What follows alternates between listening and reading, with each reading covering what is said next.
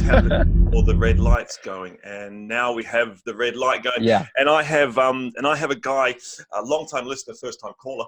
I've been wanting to say that for a long time too. Robbie Nicol, this is a treat for me because, like I said, yeah, long-time viewer, and yeah, first time I get to chat to you. I've sent you a few Twitter DMs in the past, but this is the first time I get to share some airspace with you. Kia ora. How you doing? How's things? Kia ora.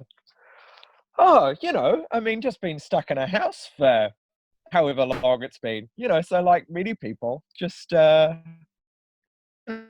learning who I am when kept away from other human beings. Stuck in a house, you're not too unfamiliar with that, and I'm not going to allude to too much right now, but stuck in a house with sort of hiding away, if you like, isn't too far from parts of normal everyday, well, not every day, but often life. I mean, I think, compared to a lot of people, I have prepared for.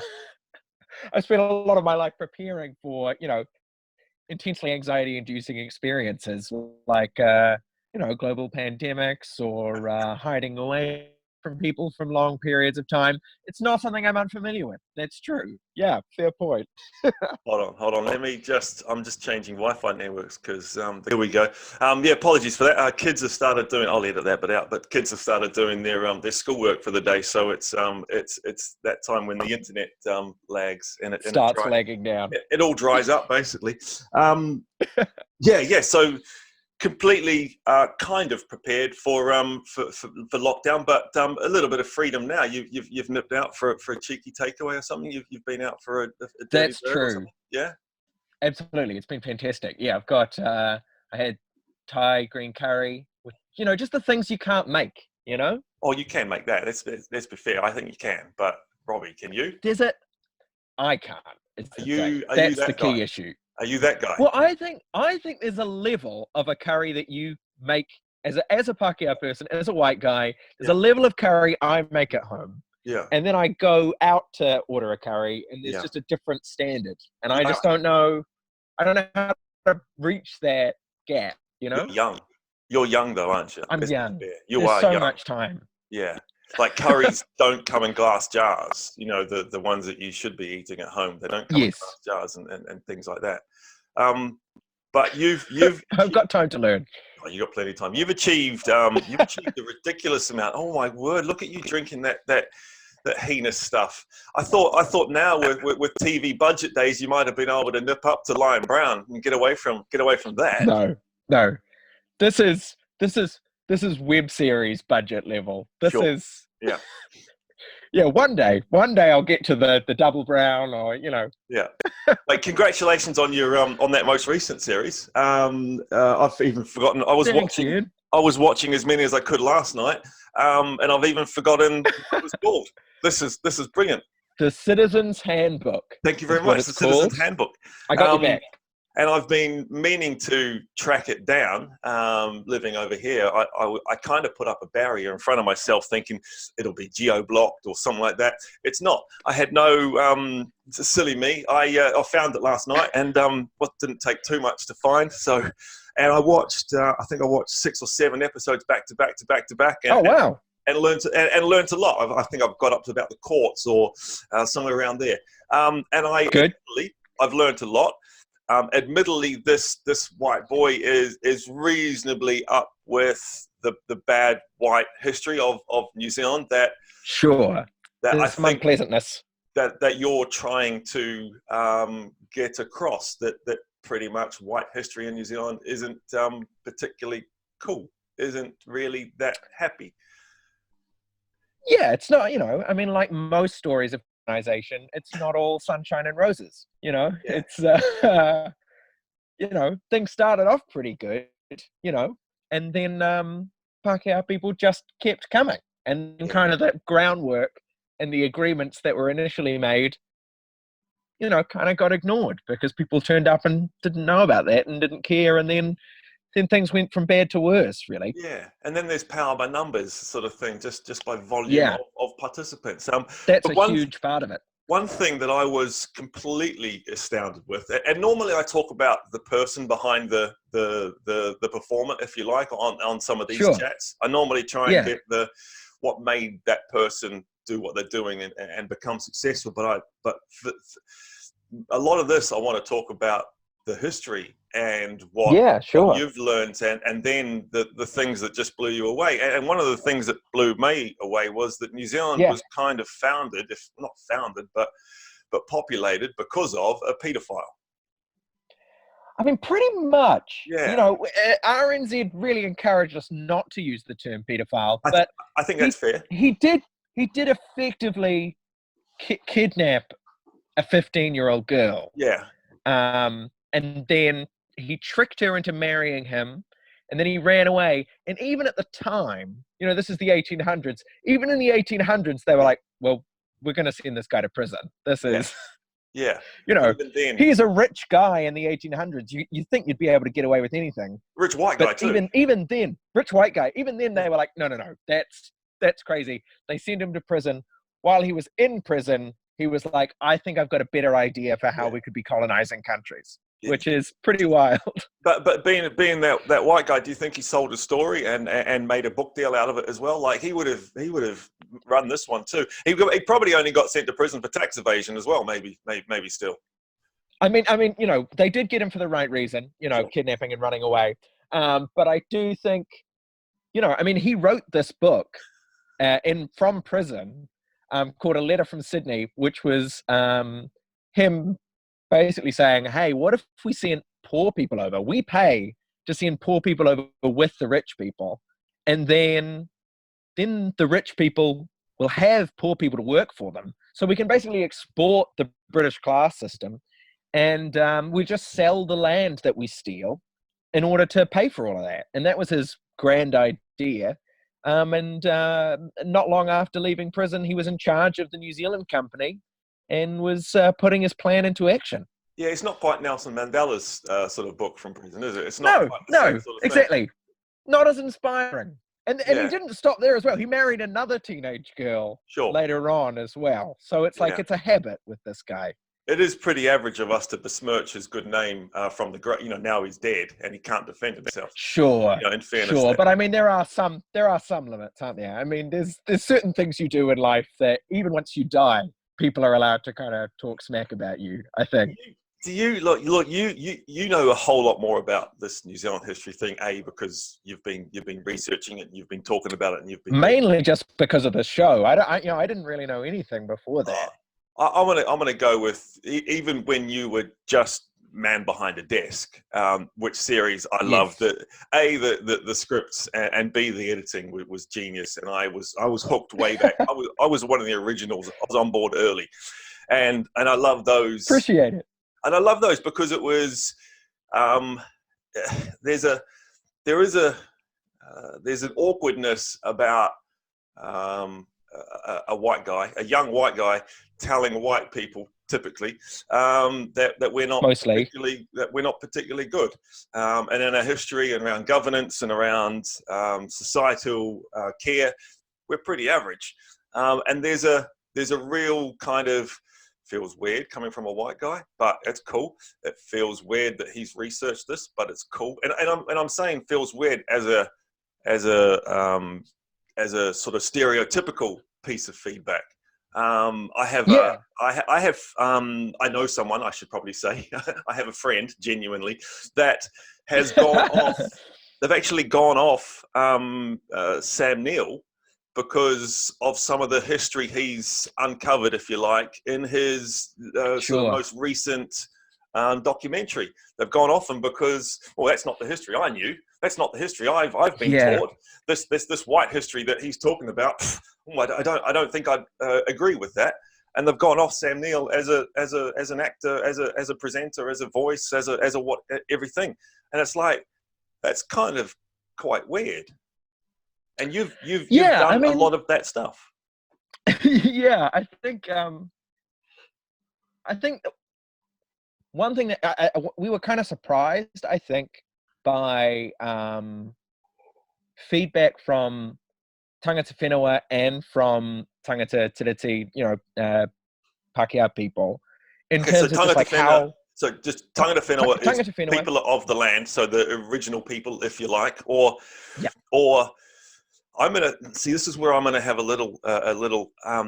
think they're the settlers, and then the people that came after are the European settlers, or sure, yeah, and I think there is the first settlers and then the the European rest, settlers, and I think they're in your and not show. just European, from all over Yeah, the world. I think there needs to be clarified that the Māori or the Moriori or whoever, they were the settlers, and then came the other ones, as Māori, opposed to. yeah. That's my only gripe, if you like, and only I'm just doing that white guy woke thing that we try and be, we try and Hey, be as best as we can about it.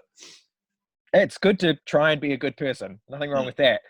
But I think, yeah, we were kind of surprised by like how radical it was, mm, how radical people found it to hear some of the things that happened in New Zealand's history.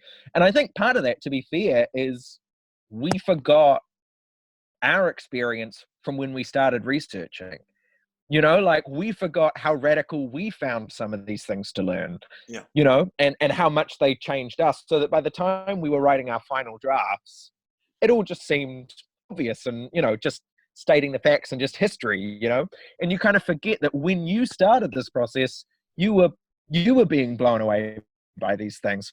And so it's only when you put it out there and people go, oh my goodness, yeah. that you kind of realize, oh, right, yeah, I didn't know that either. Like, a few months ago.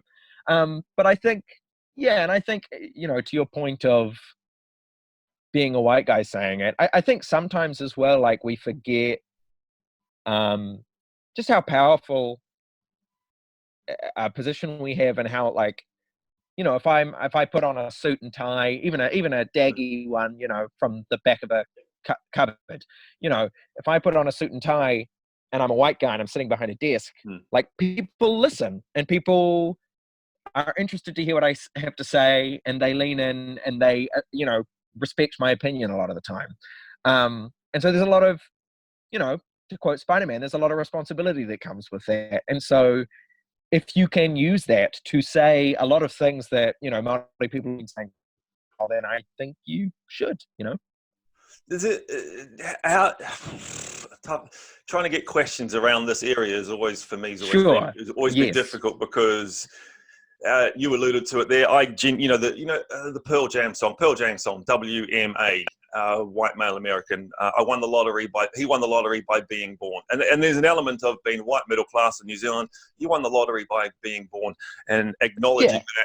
that life was a whole lot easier for white middle class children, white working class children in New Zealand growing up. It just has been easier, and the idea of sort of taking a bit of a dump on white middle class New Zealanders is tough, isn't it? It's a really weird sort of position to put yourself in, by going, actually, here's what history. That's not the history that we got taught in school. That's not quite the whole truth. That's quite a tough. Yeah. Has that caused you any, like my friend that doesn't like Sam Neill anymore? Has that caused you any sort of umbrage, any consternation, any problem? Yeah. I mean, it's my job to monitor comments on Facebook and No, YouTube and things. And, no. you know, I know people say don't read the comments, but it's your job, to monitor things and to make sure that there isn't too much, horrible hate speech that people Yeah, have to come across. yeah. And yeah, people feel very strongly about it. And Mm, I think comedy helps, mm, obviously, to kind of soften the blow of how bad some of the history was. And I also think, I think that's why history is a great place to start, because I don't think it's that judgmental. Like, if you just tell people what the history was, that's just what the history was. mm, And like, that's how you ended up being in a position of power, and that's not like your fault. Like, it just is. mm. And so now it's just like what you choose to do with that position of power. Um, and that's up to you. And also, it's not to say that, like, I being a white guy is one form of privilege, but there are also other ways that you might struggle compared to other white guys. You know, you might be poor, or you might have a disability of some sort, or, you know, like, it doesn't mean your life isn't hard, and it's not, you know, it's not saying that your problems aren't valid, by no and that means, you're not by no allowed to means, feel how you feel, you know? So I think it's all of those things. There's this, see, and this is where I get a little bit, pulled up, because I'm very much on the left in terms of my governmental policies and leanings, and there is an element that if you're on the left, you group together, and if you're on the right, you group together, and that bit in the middle isn't sort of catered for. That the grey in the middle isn't being catered for at the moment, and I'm very much happy to pay tax, because that helps somebody else, or that helps pay for things that are going to benefit us all. I'm paying tax is a privilege, but then it's like this all, and I'm happy to lose out I'm happy to lose a job to someone BAME, you know, the black and ethnic minority. I'm happy to lose out a job to those people, because this is the positive discrimination that has been quite the opposite previously. But at the same stage, there's an element of, you kind of sound a little bit too, and there is that word, that woke word, that sort of now become a bit of a, it almost has a bit of negative kudos on the back of it. Sure. Become too woke, or you can become a little bit too whatever. But there's a position where it's like, you know what, we actually have had it pretty well, and I don't mind missing out a little bit at the moment, because, you know, we weren't maybe the best of people a wee while ago. You know, I think a lot of it is like, I think it's a mix of things. Like, I think it's a lack of context a lot of the time as well. Like, you know, it's kind of an assumption that, oh, you know, we're all born with the same opportunities, and therefore any attempt to like balance those opportunities out is unjust, because there shouldn't be affirmative action, because we all have the same opportunities and we all did the same work, so why should there be affirmative action, without taking into account, you know, the 100 years before you were born. And without thinking about that. Or also just thinking, or, you know, cherry picking examples of, well, that person had it pretty easy, even though they had this, you know, and you go, well, yeah, it's not a perfect system. All people are trying to do is kind of like make things better broadly.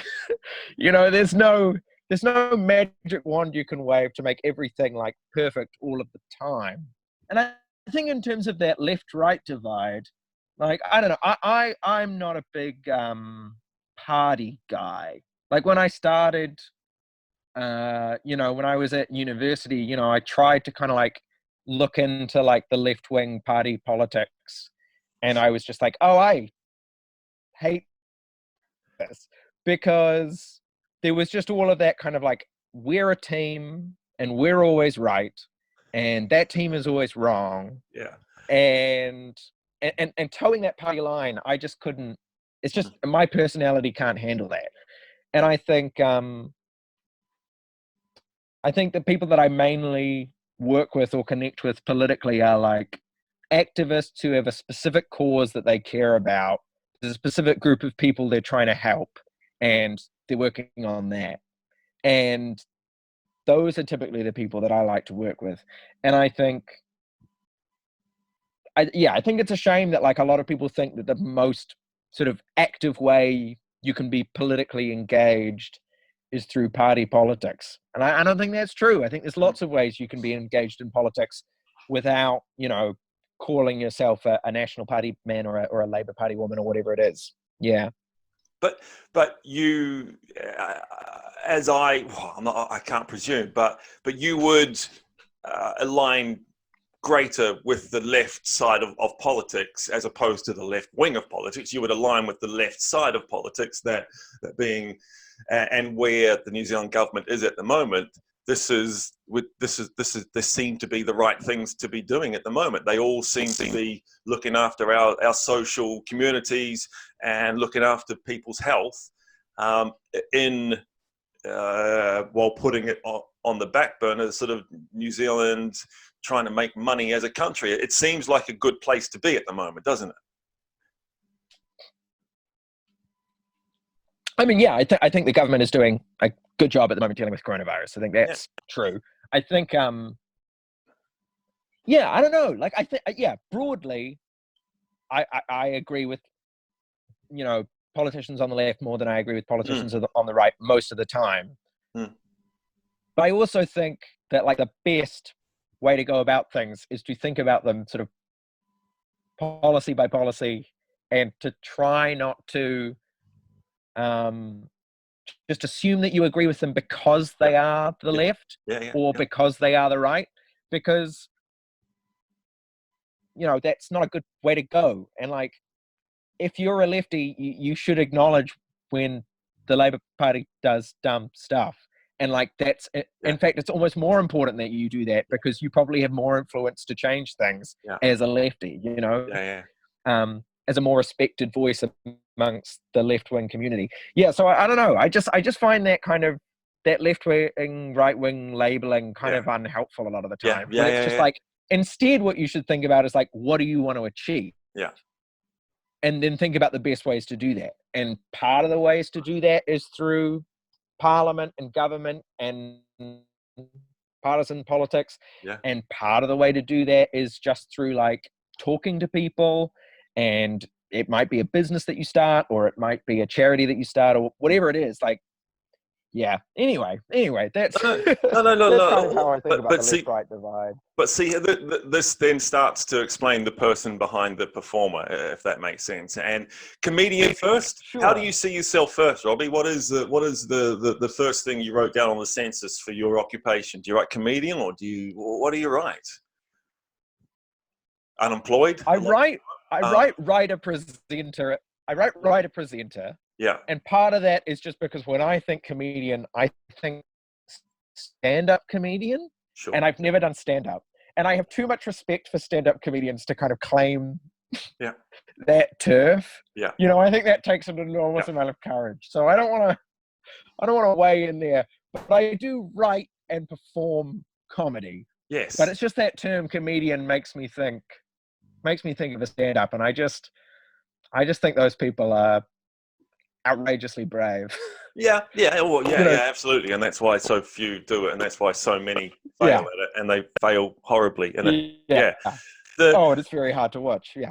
Now, have you done? This is where I don't do a lot of research because of these are the conversations I end up with. Have you done many sort of shows, plays, all good, written those kinds of things to be presented? Sort of live as opposed to recorded and edited together. Yeah. So then you're then writing and producing comedy, which would make you a comedian. But you still feel that comedian role for stand-ups, that's where you sit. Yeah, well, like, even when we did the Comedy Fest, we've done the Comedy Fest 3 years. Yeah. And you know, it went good. The first year we won Best Newcomer of Wellington, and that was good, and a pat on the back that we were in the right place, doing the right thing. But even then, it wasn't like, I kind of played a character who was, you know, a heightened, even more worried version of myself in between trying to record these monologues that we were recording. You know, there was a whole shtick to it. You know, there was a whole play kind of based around it, which is where I feel more confident. You know, we brought on a theatrical director, Stella Reid, and that's when I started working with my co-writer, Finn Tippett, and we kind of basically worked out a play, which is kind of like a spectacle, kind of a show. But yeah, it's not me walking out and there's a microphone waiting for me, you know? And part of this is probably tricking myself into having the confidence to go out onto stage, you know. But I love that. If there was just a mic waiting for me and no props, I would be too terrified. But there's still the element of going out there and turning your own personality up to 11, up to 12 is is very much in the same thing as doing stand-up comedy, except that you've got other people to rely on. Yeah. And you got other people to be funny at the same time as well. You're trying to be funny. It all makes sense. It all makes sense. You recently moved up to Auckland, which that's true. Which from your openness on social media was not necessarily the easiest thing in the world to do. What was the trip to Auckland? What was that? What was that about? Was that just a move for work, or that was just a shift out of Wellington? What inspired that? Yeah, well, I mean, it hasn't really mattered because all the meetings are online anyway at the moment. But the initial intent, was just for work. I think, God bless New Zealand, but there is basically, if you don't want to work for the government or as a barista, you can't really work in Wellington. And sort of all the media jobs are in Auckland. And it wasn't always that way. There used to be media jobs in Wellington. Avalon. I suppose now you could work for Weta. Yeah, but Avalon used to be, a hub of making television. And but now all the jobs are in Auckland. So you got to make the move if you want to make TV professionally. Yeah. What do you do? What do you do right now? Are you writing something else? Are you constantly going, oh, well, there's another thing I need to research? What do you? Because you can't go and really work so much right now, can you? Yeah, for sure. Right now it is just. And you can't just sit there looking at people's comments and replies. Yeah, no, you'll go mad very quickly doing that. But so basically right now it is just writing time, which is something luckily you can do from your house in quarantine. That's fine. Just kind of working with my co-writer Finn and trying to figure out new projects and moving more into the kind of the fiction space as well, like the movies and sitcoms and messing around with that stuff and trying to give that a go, which is something I haven't I've done a little bit of before, but trying to take it to the next level. So trying to get out of satire, if you like, to an extent, and get into something that is a lot less meaningful. Yeah, exactly. You've hit it right on the head. I think I can't really get away from satire, if I'm honest. That's just kind of naturally what I talk about and what comes out of me. So I can't avoid that. But kind of just trying, different ways to approach satire, which is like characters and made up worlds, and trying to be like, okay, how can we take things apart by talking about it fictionally, but at the same time also doing more factual stuff, because it is more satisfying. There is something about the speaking truth to power, the 1-2 punch, saying things exactly as you see them, that is can't be beat, really. And it is the most tumultuous, and people like it. You can't hide as much. If you write a fictional thing, it's within a story and the characters have their own beliefs, and you can say, well, I don't think that, the character thinks that. But when it's your name and you say your name at the start of the monologue, and then you talk directly to camera and you say a speech, people are going to come after you specifically. Yeah. It's a different feeling. Look, I was talking to a Dr. Shant Joshi, just the other day, and he's a doctor. Yeah. I saw the start of that, and it's he's. I'm glad you watched the start of it. Yeah, that's cool. Just before this, it's it's open on my computer, so I'll get right back to it here. But there's this like, he's always had his head above the parapet with whether that be commenting on cricket through Twitter or now with his job as a doctor, and they have a legal case regarding PPE for NHS, and he's Right. always I'm not going to call him an activist, but he's never been scared He to stuck his neck out. yeah, absolutely, and put it up there. Is that kind of you as well? Or is this a role that has become, I can make a little bit of a living out of this role, or and you've kind of put yourself in that direction, or have you always been a little bit, nah, I'm not sure about this. This doesn't feel right. Yeah, I'd like to think that's me. I think Are that's you allowed to be a my mercenary? family. You're allowed to be a mercenary. Well, that's true, but I'm not. I'm just not good at it, I think, is the thing. Like, I just, The yeah, whimsy. too much ego to, How's put aside. how's the fiction going to work then without being able to, or are you going to be covering off sort of head above parapet topics within your fiction? Exactly that, yeah. Yeah, We're going to be mocking people who really don't want to be mocked, who are in powerful positions, and then we'll feel satisfied. Yeah. Okay. Yeah. Good. What's it like to employ Ollie Olsen to play a Māori chief? Who played a Māori chief? No. In your Citizen's Handbook, who was the was Ollie Olsen? Wasn't it Keep Coulter after school playing? Yeah. Rawiri Paratini? Sorry. Yeah. Sorry, Yes. I've got my What's that? That's like he's from my childhood. Like you can't steal him, but you can't steal him. Childhood hosts. He's from my childhood. But what's it like employing him? That. He's from my sister's childhood as well. Cool. But what's it like employing him as in that kind of a role? To come in as a rangatira at the end and stare down Edward Gibbon Wakefield. Amazing. I mean, this is the first time really we've ever had money to do anything. Yeah. And there were many moments where it was just like, I can't believe I'm a part of this. I'm just like so stoked to be here. And, the whole crew is just these, amazing professionals who know how to make things look so good for, not a lot of money as far as TV and film is concerned. It's an expensive endeavor. And it was just like, just a thrill a lot of the time to just be on the set.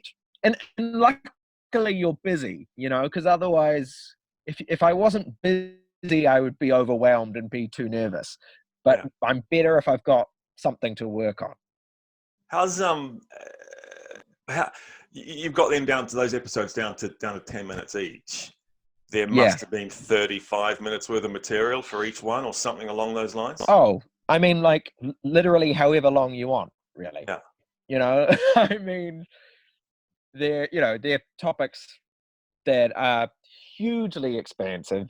Yeah. But it's more fun doing that, I think. It's more fun taking something that's enormous and going, can you kind of say something worth saying? Yeah. Once you've got the sketch out of the way, you've got like 7 minutes to explain, I don't know, whatever it is, the how the market works, or But that's a huge undertaking, given and then you as a writer, every time you sit down to write something, you realize that 2/3 of this is probably not going to exist in a little bit. Do you feel that way, or do you hate killing your babies? Yeah, a little bit. I think every time to begin with, it's, obviously just getting a lot of information down. And then you kind of feel, I think a lot of the time you just trick yourself that whatever you're writing right now is so great and is definitely going to make the cut and is what the final thing is going to be, is what you're currently writing. And then you come back to it the next day and you go, oh, I can start 2/3 of the way through this. The first 2/3 of this can go. We don't need that. Yeah. And then you just repeat that process again and again. And occasionally, you save the scraps somewhere because they're very important and you're going to come back to them. Yeah. And then you don't. And then you are satisfied that you've written, the final product. And the final product itself, you're like, oh, well, you just have to walk away at a certain point. That's what people say, and it's true. You just kind of go, okay, well, we're recording it now, so this is as good. Yeah. Has This is as good as it will be. Has your writing sort of style changed given now the more time you've spent in front of camera? So you now kind of know how it works when it's in life. So does your writing then change to see more storyboards instead of seeing the what you're trying to? Has it changed, Robbie? Yeah, has it changed? Is there in some? Yeah, in some. Has it changed? Yeah.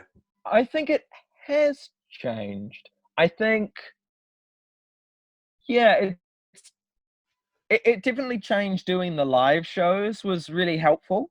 You know, getting that laughter response, and kind of you just get a sense in your bones that joke's not going to work. Like, that joke just won't land. And I can't tell you why, but there's something about the rhythm of it, or the final word isn't funny, or that joke isn't gonna work. That joke will not get a reaction. And then I think there's also a difference between whether it's like one of the original White Man Behind a Desk episodes, where I'm going to be doing all of the editing. Ooh. And all of the graphics and stuff as well, which is another kind of part of your brain where you kind of go, well, I'm writing it, and I know like the graph that's going to support this, that's going to make this land, or I know what I know what the visual joke will be that will make this work. And so, I think those are the two kind of different modes, is whether I'm doing the whole thing sort of visually, then that's a way of writing. And then there's whether or not I'm in front of an audience, and also learnings that came from being in front of an audience. Is that an answer? Did that make sense? I'm gonna just go again, because pick it apart. No. Just because I look at some of these sort of things, and some people write for stage, and some people write for monologue, and then you also have a scenario where you can write for scene, for skit, for TV, for video. Is there a difference between writing for stage / monologue? Obviously sits differently, but writing for stage and writing for TV, there must be a difference. But how do you determine how you're going to write, given that it might end up being used on the stage as opposed to being used on a screen? Do you know that yet?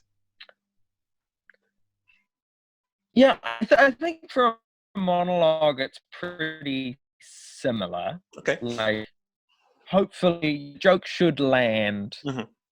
The joke should land, I think it's in delivery that changes, obviously, because when you're doing it without an audience, you're moving fast, and you're trying to fill up the silence. You don't want those awkward pauses after a punchline, which is like interesting watching a lot of late night hosts in isolation. Yes. And there was like a week of them having just lost their audience. Yep. And they're kind of like, they just don't know how to deliver it, and whereas like YouTubers, they do jump cuts.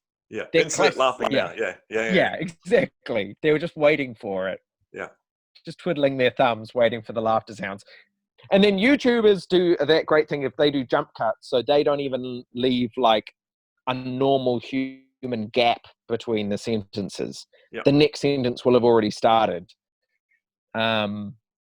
which is something they've learnt for their medium. Mm-hmm. And so I think delivery changes a lot. Monologue, I think I probably write them pretty much the same if there's going to be an audience or not. Yeah. And I think the difference between writing a scene versus writing a monologue is a pretty enormous difference. Sure. Yeah. What? But there's still an arc. There still has to be a story. Yeah. Well, how does Robbie Nicol end up here? How does this happen? Where did Robbie Nicol come from? Sorry, you just broke up a bit there, Ian. Yeah. I said, how does Robbie Nicol end up here, and how does this become you? Where does this come from? Where was this born? Where did it all come from? Well, it came from my parents. And that's how it began. But I won't go into detail about how that occurred, Ian. I'm sure you know all about that. But I think seriously though, my Yeah. dad worked as a child psychologist, and my mum was an early childhood teacher. Okay, So cool. I think they were both very keen on encouraging kids to Use words. question things and to use their words. Yeah, Yeah. absolutely. They talk to us a lot. Yeah. They both worked part-time to make sure that there was like always someone home to have a yarn. And so my whole family's definitely good at words, Yeah. and we all definitely question authority if we don't think they're making good decisions. That's definitely something we all have in Yeah. common. And then I think I had some great teachers Yeah. who were very good at teaching me how to speak and talk and write. Were you a And pain? just like a lot of my education system was very affirming. Were you a pain in the neck in class? Were you a question asker? Oh, here we go again. I think I had good enough teachers that it was all fine. Yeah. I definitely know that like at high school, I remember there was one teacher who will go nameless, who I just thought was like not doing a good job. And I just know that like for him, very quickly I became a smart ass who was just like asking questions that were clearly trying to prove a point and were not really, useful questions for me to ask. But it was just that feeling of like, well, I don't respect you as a leader, and you're Mhm. not trying to earn my respect.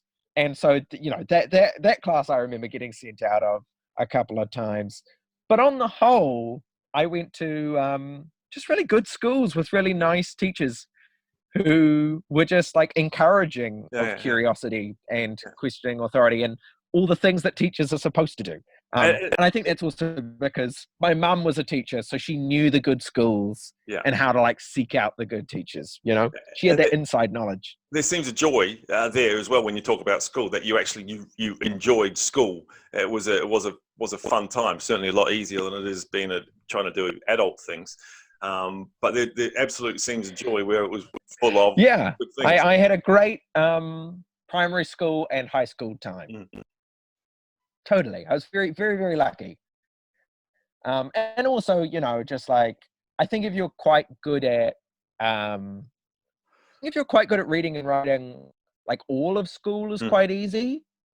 I think that's kind of the primary skill. Like even in mathematics or whatever, or being able to understand the question, to communicate well with the teacher. I think that's a specific skill that really, the way we have built our education system, kids who find reading and writing easy have a Mm. pretty easy time of it, I think. Yeah. And that was Ah, me. yeah, cool. Well done you. No, well done you. Well on your parents. But there's still that drive to see. I realized when I was in sixth and seventh form that for me to learn some things, I had to ask a lot of questions. And there was that scenario where it's Yeah. like you're asking a lot of questions, and you're trying to not be a smart ass. You're trying to genuinely actually. Yeah. And there's an element that a lot of people don't learn how to learn until it's almost too late. You don't sort of analysis. You don't sort of look at yourself and work out when you've been successful. So you sort of sorted that out early. Having the two parents in their roles massively helps, and they're going Yeah. to be hugely proud of what Robbie Nicol's doing now. They're very lovely. Yeah. They're the nicest parents in the world. But I do think it's true that like, they always say, and research continues to say that like the most important years are like 0 to 3, Yeah. and a lot of things are kind of screwed up or going great by Sure. 3, Yeah. not to put a huge amount of pressure on new parents, but like that is where a lot of the skills that you're talking about, which are kind of like that detachment and that self-awareness and ability to kind of look at yourself and go, oh, okay, I was doing better when this was happening and when that was happening, and all of those things are kind of set in place. But I still don't really know what I'm doing, and I'm learning about myself all the time. Yeah. And, you know, and I didn't have a great time at university. Sure. So it's not, you know, but I think that was also because I'd had such good education experiences that when I went to university and it was just like 1,000 people, Yeah. and, you know, which is not a good Yeah. teaching system, Hmm. as we've known since like Yes. 1850. I don't know why universities are still teaching like it's the Victorian times, but apparently that's a whole other issue. That's a But whole nother. That's a whole so nother yeah, series, I isn't found it? that adjustment quite hard. Yeah, I mean, Yeah, look, I found university the hardest, some of the hardest years of my career, of my life, I yeah, should say, not career. That was when I first discovered depression and anxiety that I, I first discovered they were things yeah. because Me too, really. they were on a whiteboard, sorry, on an OHP, you know, on a old overhead projector, and they were Yeah, diseases yeah, yeah. diseases we were doing. I chose chlamydia to talk about, and this and Rochelle decided to talk about depression, and I was like, I tick all of those boxes. I didn't tick the chlamydia ones, Huh. thank goodness. You know, I ticked all of these boxes that were up on this OHP, and I'm like, that's kind of cool. And so I learned those things. I learned about that, and I understood kind of what things were. You know, going back to university didn't change anything. Just having it, you know, having a name for it didn't change anything. Still struggled, didn't do anything about it. But you have a It's well, a okay, starting point. you have a similar kind of, from what you just said there, a similar. I know that you struggle with these things because you're open about it on social media. But was it, and so Yeah. that sort of started around university time, or was that when you recognized what it was at university? Yeah, that's when I recognized it for sure. I mean, I think that's the other thing as well. Like in terms of like anxiety disorder, Mm-hmm. like it's a disorder if it's interfering with your life, right? Like it's a disorder if it's interfering with the things you want to do on a day-to-day basis, with your relationships, with your Yes, work, you know. yes, And at high school, I don't think it was a disorder really, because I was super stimulated. I was going from calculus to art to physics to drama. I had lots going on. I was feeling very enabled and empowered, supported. And so my anxiety, it was fine, you know. And I think it was only at university where it was kind of, you know, you're a bit more cast adrift, really, and left to your own devices. uh that's when kind of my anxiety became unhelpful, and mm. that it was a lot of negative thoughts and a lot of negative chatter and worry that led to depression. And Makes you sleepy, then doesn't it? It makes you so and sleepy. then depression makes you very sleepy. You just want to have a nap all the time, Yeah, because that's easy, you know, just yeah. being under the covers. You're Oh, basically not. You basically aren't at yeah, that point, and that's ideal. yeah. That's the dream scenario. I think therefore I exist. It's like, no, I'm cool. I'm not thinking. It's cool. I'm out of this. I'm out. Yeah, absolutely. Nothing bad can be happening if I'm Nope. not thinking. Yeah. It's only a couple of Everything must be lectures. fine. It's only a couple of things I'm missing. It doesn't matter. That's as long as I'm safe and sound here, and Oh, it's so true. It's so true. it's And then complete. eventually, yeah. It's completely mad. It is, and I say mad with the I utmost, mean, it's literal madness. but I say that with utmost love and respect for us that, you know, and those that have these Yeah, things to deal with. I don't say mad as in we are bonkers. I yeah, say it's mad to contemplate that bed is the safest place in the world, as opposed to sitting talking to friends and doing yeah, what would be normal but completely terrifying things. yeah, absolutely. And And I so think, yeah, you're I mean, do you find like, because I've heard that people are often, their anxiety leads to depression or the other way around. I'm You know, I that sometimes people get anxious because of their depression. I think I, in the past, have been more anxious led to depression Yeah, through social situations. So going back to playing days, I didn't particularly enjoy being in the change room as much as one should, as everybody talks about and misses the changing room when they finish playing. The changing room was scary for me because there were too many people. Yeah. I couldn't keep track of conversations, and I wanted to know what everyone was talking about, and I couldn't do social situations, and so that led me the hard way. Now it's probably more the opposite. Yeah. It's more a sort of a depression then leads you into not wanting to do things and not wanting to see people. Completely the opposite sort of scenario now. Is there an element that you sort of interesting. see there? That that's makes something sense you've to me. learned. I feel like I think I'm mainly just anxiety that leads to depression at this stage. I think that I'm sort of I just get very worried about things and then kind of want to shut off and hide away, and then because of that shutting off and hiding away, that leads to Is it grand scheme of things? Is it grand scheme of things that gets you anxious, or is it regular life? Is it your next paycheck? Is it your next bill you have to pay, or is it sort of social situations? Is it gun violence? Is it politics and these things? Yeah. What bits sort of cause you the most amount of anxious thoughts? I think there's the justifications that my mind comes up with for how I'm feeling, which I think would probably be, I'm not even sure what they'd be. Yeah, the justifications that my mind comes up with are probably, oh, I feel like that person doesn't like me, and I feel like I'm a failure in this way, and oh, nobody wants to be around me, all of that stuff. Yeah. And then I think probably the actual cause of a lot of it is, oh, I didn't eat great last week, or I haven't been getting enough sleep, or I'm just sort of, I don't have a clear routine at the moment.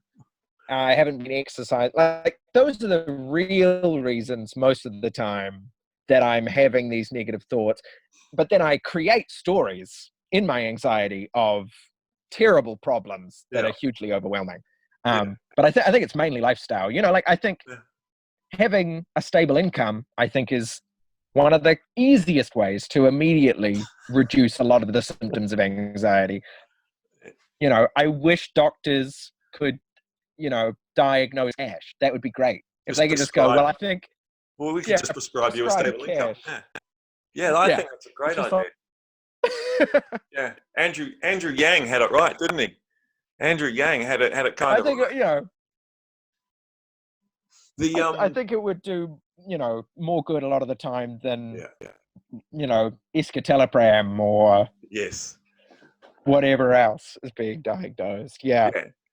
See, and this is, and you don't have to go there, but look, I take medication, and then I I've taken. I do too. Many different. Okay, well that was something personal that you didn't have to, but okay, cool. But then I look at all the different types. Worries. No, but that's still one of those personal things that it is what it is. I mean, it's absolutely medical history. And I've tried a few, but then I look at scenarios, like there was a great paragraph or a great few sentences about a crab wanting to grow, and a crab has to go through pain to break out of its shell to then grow, and that the analogy is that medication doesn't allow you to break out of that shell and grow. You just keep your shell and everything stays the same, as opposed to being able to break out of the shell and move on.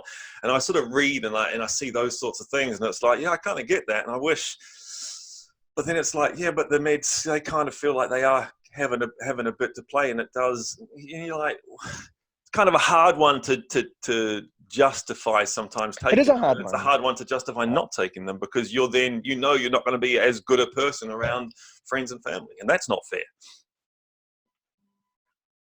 I think a lot of it is also just like, like life is quite hard, and situations can be quite hard, and I think, like, ideally, I really like the term like neurodiversity. I find that really useful as well. Like, people are different and people's brains are different, and like, ideally, I'd be able to just be my brain and have a nice life and not have to take medication to kind of alter the way my brain works, and it would all be fine. And And I think, overanalyze every scenario and every sentence and yeah, everything spoken. and I think they would, like, and I've been there. Like, I think at high school, that was an environment where I was so stimulated and there was so much for me to do and sink my teeth into. And like, it just worked for someone who had anxiety, and that was great.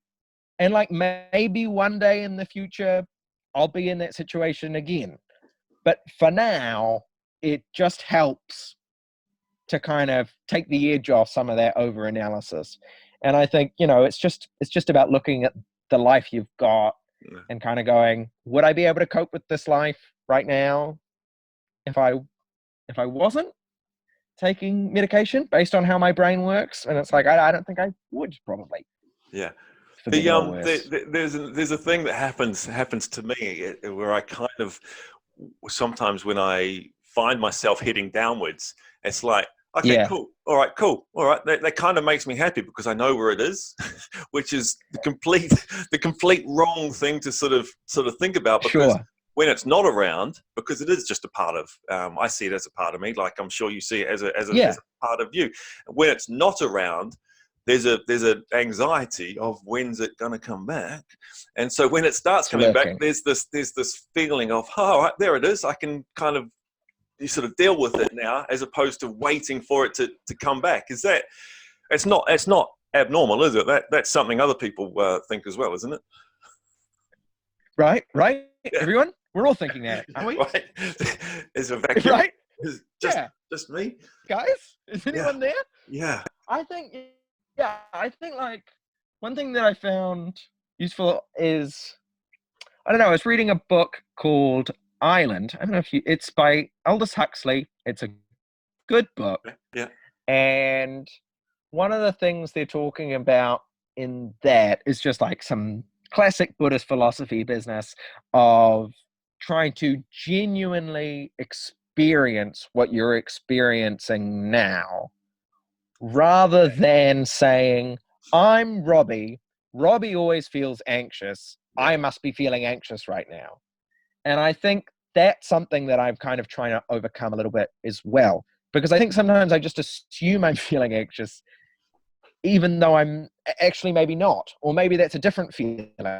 Or maybe, like, ultimately, it's just like, most of the time, it's just a feeling in my gut of just like, I don't know, just like an electric hum or something right down in my gut that just like feels like it might explode.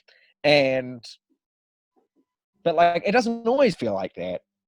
And it is just a feeling as well. And I think sometimes as well, then I tell stories about that feeling, like, oh, I've got that feeling, therefore I can't do this, or therefore I can't do that. And these are all just like stories that I'm projecting onto the situation, rather than just being like, rather than letting those ideas go and just being like, well, I am feeling this. Okay, that doesn't necessarily mean anything. Now I'm going to do X. Now I'm going to go write the story or whatever. Rather than creating a story of, oh, I always feel like this, so I can't.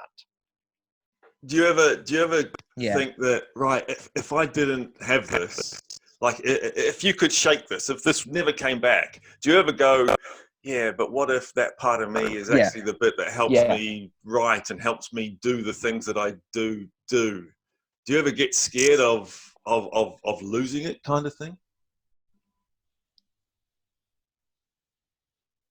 I mean, I think like this is probably something that I think is, very different, I think, for anxiety, maybe. I don't know. Anxiety is what I know best. And so I don't know if it's different for people who feel, who have different issues with their mental well-being. Yeah. But I feel like it like in some ways sometimes it's a superpower, because it means that I'm like hyper aware. That's why it's easy to perform on stage at times, because I've spent my whole life assuming that everyone's watching me in my every move, and now they actually are. So like, that's useful. And you think quickly, and you've overthought everything in advance, so that can be helpful if you're a writer. And then other times it's just not helpful. And I think that basically, like, I definitely don't want to not be me and to not have that. But I would just like to be able to manage it better so that I can maximize that helpfulness and minimize the interruptions. Yeah, mate, I love it. Thank you for that. Now, there was going back to your program, George Gray. Yeah. George Gray. We labeled him war criminal in big letters. Yeah. Give me a little bit more about him, because that was interesting. Give me just a little bit more. Some of the cutting room floor. Yeah, what can I tell you about George Gray? I mean, that was his job. He was the violent colonizer. Yeah. So he went around different British colonies and was brought in to, run violent. I mean, what would now be a very overt war crime, and would just demolish large areas of land. And he was brought over, I think he was in South Africa. I could be wrong. I think he was in South Africa before he came to New Zealand. Yeah. And then he was just brought over to Auckland and then just sort of colonized down through Waikato. And that was sort of the point where they just decided, because I think one thing that people don't realize as well is that, like, mainland Britain was actually quite reluctant to colonize because colonization is expensive. And so it was mainly the people here, the white people here who were thinking, I shouldn't say white as well, the British people here who were thinking, well, we want to make it an official colony, and then we can be in charge and we can rule things. And also then I get to live out my little fantasy of being a governor, or, all of those horrible thoughts. And eventually, there were enough white people here because of Wakefield that they said, fine, we're going to sink the cost because it will be quite expensive. And we're going to use the might of the British Empire to take control. There was another part that blew me away, and so a lot of our learned history from school, from college, etc., was that the British sort of brought democracy and brought government and brought a rule, brought laws and things like that, brought some sort of order to Aotearoa, when they already had democracy and they already had meetings of iwi and they already had these sort of things happening. But this was not the education I got taught. I learned that in your show, which is mind-blowingly late in terms of when I shouldn't know it. Yeah. I think it's also a framing thing, right? Like, I think there is just like, I mean, obviously at its foundation, there is just sort of a subconscious white supremacy thing, which is like the way we do it is the right way to do it. and the official proper way to do it. And also, like, our culture really holds a lot of stock in the written word. Like, we really, really respect things once they're written down. You even find that, like, New Zealand doesn't have a written constitution. We just have a constitution, and a lot of that constitution is just like traditions. And those things are still like important parts of the New Zealand constitution. But like, a lot of people want to write it down because that's just like, that's what we value. We value things once they're put in a list, once ink touches paper. There's kind of almost a mystical thinking in Pākehā culture, which is once it's written down, it's more important. Yeah, of course. There's accountability. There's not more accountability. Like, one must sign a that's contract. The thinking, right? Yeah. A handshake isn't it's a like contract. Once you've signed a contract, that's magic. Yeah. The handshake doesn't mean anything, but once you signed it, that's something magical has occurred. And so I think that's a reason as well that we really undermine the very, and I think that was something that I didn't know as well, was like how well Māori culture was going when Pākehā arrived. That like certainly the Māori were much better at looking after and raising children. At that time we thought children were property of the man, as the wife was the property of the man. Yes. That was what was the thinking in Britain. So Māori were definitely way ahead on that. Someone else's children is your wife, but Yeah. Yeah, well, that's the certainly Yeah. for Wakefield, Yeah. and I think, and also, you know, that Māori were already beginning to trade and were having really good experiences trading with Australians, and certainly, you know, once they had gone, oh, I see how the Pākehā are building these awesome big boats, you know, they were sailing off to the UK and, you know, were meeting the king. They went over to the United Kingdom to, you know, figure out how to write down the Māori language. Things were going pretty good. And then I think the other thing that we do, which really bugs me, is that we compare Pākehā people from the year 2020 with Māori people from the year 1820, and kind of don't think about all of the progress that was starting to happen in Māori culture that was so exciting. And we have no idea what Māori people would be like in 2020 if we hadn't stolen all their land. We just don't know what would have happened. I bet it would have been awesome. And that's one of the biggest tragedies, is that we just don't know what New Zealand would have been like if, you know, the Māori hadn't had their land stolen and their language beaten out of them and all the rest.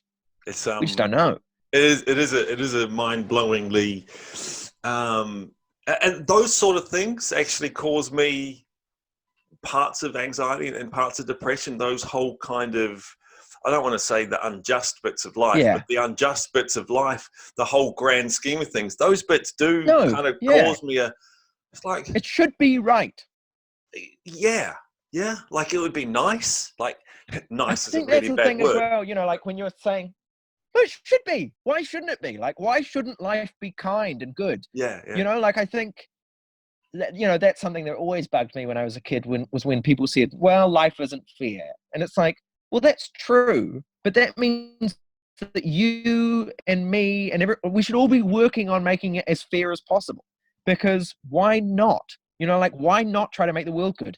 And I think that's another thing that bugs me, is when people go, oh, you know, but like, we don't want people to end up being, you know, sensitive and, you know, having, it's like, yes, I do. I want the world to be really lovely and gentle and kind and nice. And so that you can spend all of your time worrying about your favorite art, or, you know, where you're going to play cricket next week. Or like, that's what I want you to worry about. I don't want you to worry about whether your kids are going to get to eat properly. I don't want you to worry about climate change or coronavirus. You know. Yeah. That'd be nice. Life should be fair. Life should be as good as possible. It's always going to be a bit shitty, but that doesn't mean we can't work on it. That's how I feel. So it really annoys me when people point to the fact that it's a bit bad and pretend it has to be awful. Mate, I like that. I like that as a place to finish as too, Robbie. That's awesome. So, a Citizen's Handbook is basically available on any Google search, anywhere, or whatever search you want to use it. And I think if even from outside of Citizen's Handbook, Citizen's Handbook, I think it's it doesn't age. It won't age, and that's the blessed thing about it. It is a piece of history that becomes a piece of history, and I think congrats and well done on that, and the white man behind the table was genius. Moustache. That with and again, I'm looking forward to the prequel. Yeah, the white man behind the moustache. That's I think that's absolutely, that backstory, how it came to be. Yeah. Well, yeah. Awesome. I'm looking forward to the prequels and then the ones afterwards. Prequels, right? Isn't it? Yeah. I'm all worded out. Robbie, leave it there. That's mate. I've enjoyed that. Awesome. That was really that was cool for me. Thank you so much for your time. Thanks, Ian. Really appreciate it. Someone that I've never spoken to except in the form of written down stuff. Way more important than the spoken. And kind of cool and way out of my depth as well, in terms of trying to drag out of you things that are relevant to every other part of life. Like sport is relevant to every other part of life, as is what you do is relevant to what we do in sport, sort of thing. And it's out of my depth trying to, you know, this is a bit of a different forum. I can do sport, that's fine. I can drag out those things. It's been a pleasure. It's been a joy, Ian. You've nailed it. Well, I appreciate that, but more so, I appreciate your time, Robbie. That's awesome. So, Citizens Handbook and White Man Behind the Desk, it's all there. White Man Behind the Desk, yeah, it's all out there, and I look forward to heaps more, bro, heaps more. Hi, Ian O'Brien here. Thanks for getting to the end of this 108 with owww. I'd appreciate it if you'd like and subscribe, please. But also leave us a message down below in the comments about what was your most interesting or favourite part of this chat. Thanks a lot. Love ya.